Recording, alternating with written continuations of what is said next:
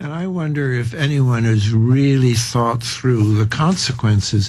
What happened in Pittsburgh is really very, very disturbing, because it's like serving notice to the American people that the age of peaceful protest is over.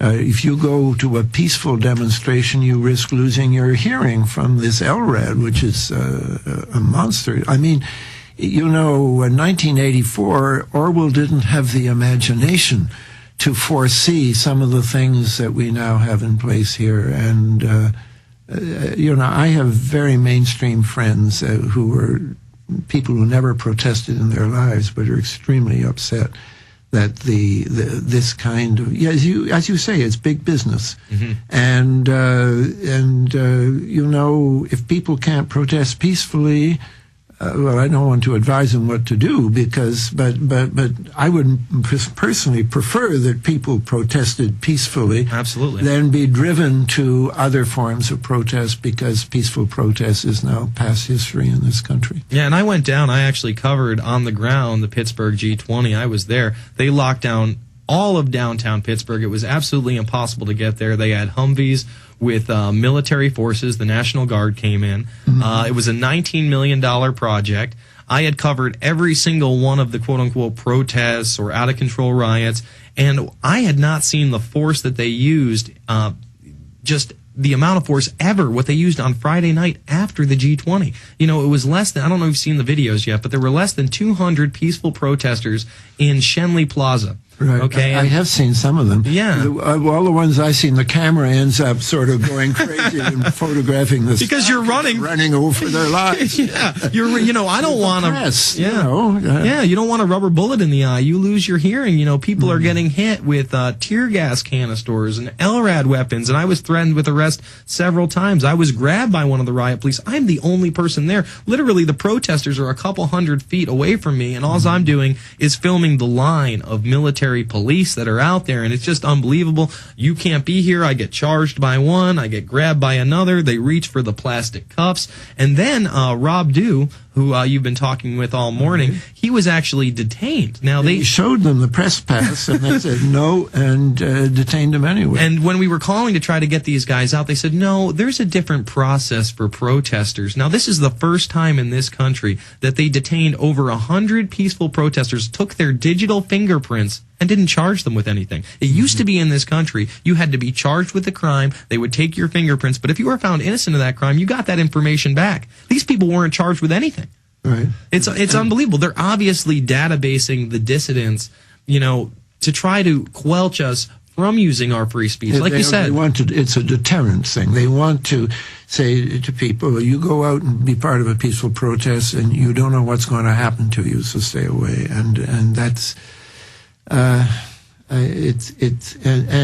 I just don't see any opposition to it. And I didn't see, you know, the mainstream media are writing themselves into the history books by their refusal to face these big new issues that are coming up in this country. Absolutely. And you've been one who was very critical of the Bush administration. You've gone beyond the left and right paradigm. You know that this is, you know, one control group, one establishment. So you've been pretty critical of the Obama administration as well. I want to get into how they really advanced the program, how they've advanced continuity of government, how they've advanced, you know, presidential privileges, and how, you know, this is, and these are executive orders. This is not a government for and by the people anymore. We really don't have the system of checks and balances that this country was found on. That's why we have the three different branches of government. And that's why, you know, Congress is supposed to have oversight. We don't see that anymore in this country. Right.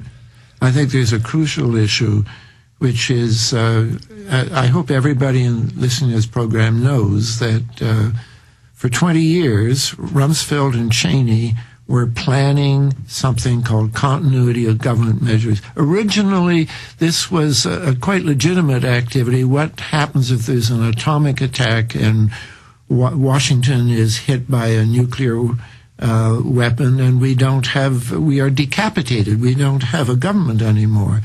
But Cheney and Rumsfeld changed it so it was planning to deal with any emergency, and they got an executive order passed under Reagan which redefined The purpose of COG was to deal with any emergency. And the amazing thing is these two people went on planning for, in effect, the suspension of the American Constitution. That's what it's been called.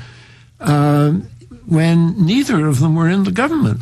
But they were in the continuity of government. They were in this special thing that was set up under Reagan back in 1981 by a secret order.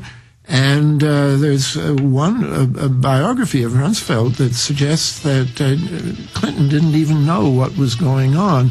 And the people who were planning it, originally they were Democrats and Republicans, but in the 90s they were all Republicans. Hold that thought. We're going to be back right after this. I do cover a lot of this in my film Fabled Enemies, the revamping of the continuity of government or shadow government program. Please check it out. It's The Alex Jones Show. I am Jason Burma sitting in. We'll be back with Peter Dale Scott after this. Do you understand how dark it is? How far down the line we are? How late it is? We are back. It's The Alex Jones Show. I am Jason Burma sitting in. Joining us in studio for PrisonPlanet.tv members is Peter Dale Scott. And we were just talking about this continuity of government program, which is the shadow government. Tell us how this integrates into the new Obama administration. Continuity of government, COG, is a concept that every American should know about because it is a plan for, it's supposed to be temporary suspension of the Constitution.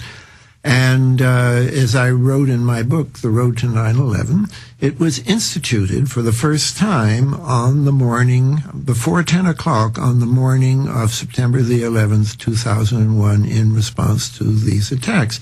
Now, that might have been an understandable response to an attack which they still didn't know the limits of, but that was codified into the declaration of a state of emergency on 3 days later, on September the 14th. And there is a law which says that these things have to be renewed. And so Bush renewed it as late as the fall of 2008. And then I and another, Dan Hamburg, a former congressman, we started a campaign that Obama should end this once and for all, and he had let us down. He renewed it just this last month. He's renewed it again. And this is a plan, we don't even know what it means. Congressman DeFazio, back in 2007, when he saw that Bush had, again, he was on the Homeland Security Committee, and he saw that there were certain secret orders, and he was on the oversight subcommittee that should have seen those orders, so he asked to see them.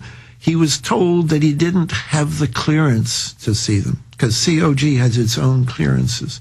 This is why I think the report, there are certain things, the 9/11 report, certain things it just can't talk about. They can't find the certain orders because they were done at a higher level of clearance than they had to in order to write the report.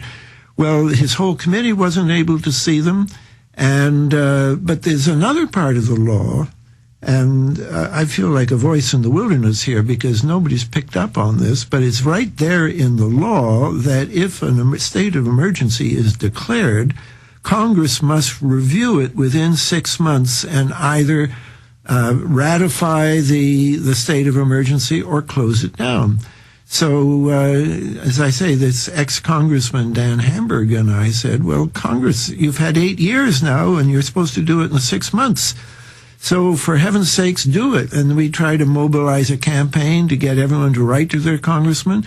And one congressman wrote back and said, well, that provision of the law is no longer operative because it is being overridden by, guess what, continuity of government. Well, this is the whole issue of, as you said, 3 branches of government and checks and balances. If a small group of people, 2 of whom are not even in the government, can set up a new set of rules which are brought in under the shadow of this attack on September the 11th, and Congress is told that they can't review it when the law says that they must review it, we have a disturbing situation. And when nobody in the media I say there's the mainstream media. Now we have the mainstream internet, too. And then we have people like you and me.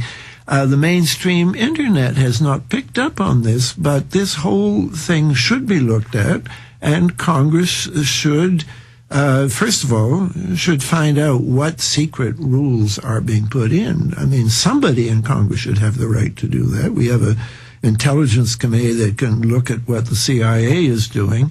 I would have thought that Homeland Security would be the people who could see what are the secret rules to deal with Homeland Security. This is, I think, a kind of line in the sand whether we're going to go on having a tripartite constitutional frame of government or not.